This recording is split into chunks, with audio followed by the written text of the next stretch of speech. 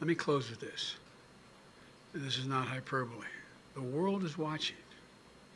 Autocrats believe that the world is moving so rapidly that democracies cannot generate consensus quickly enough to get things done.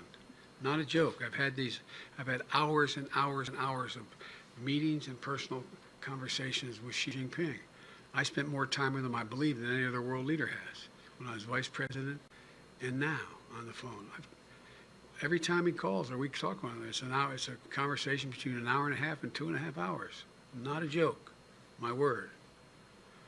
But he doesn't think democracies can compete because they can't act quickly enough.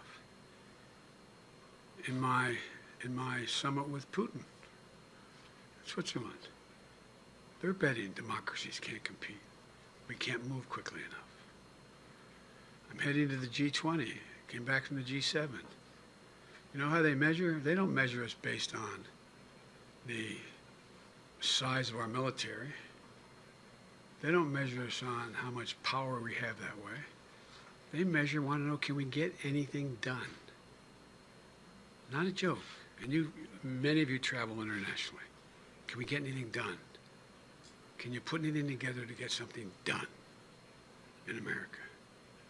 So folks, they're betting that we won't respond to this inflection point in history. But I've always said, and I mean, some of you guys who work with me know this, I've said 1,000 times, it's never a good bet to bet against the American people. Never a good bet. So it's time for us to invest in ourselves. Show the world that American democracy works. We've always led the world not by the example of our physical power, but by the power of our example. That's why the world has followed.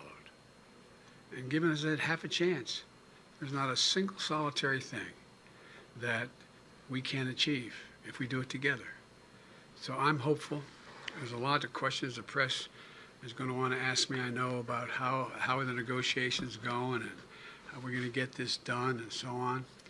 Well, I told you before what my neurosurgeon years ago said when I had that aneurysm. He said, your problem, and that was then a senator, your problem, Senator, is you're a congenital optimist. But I'm convinced we're going to get this done.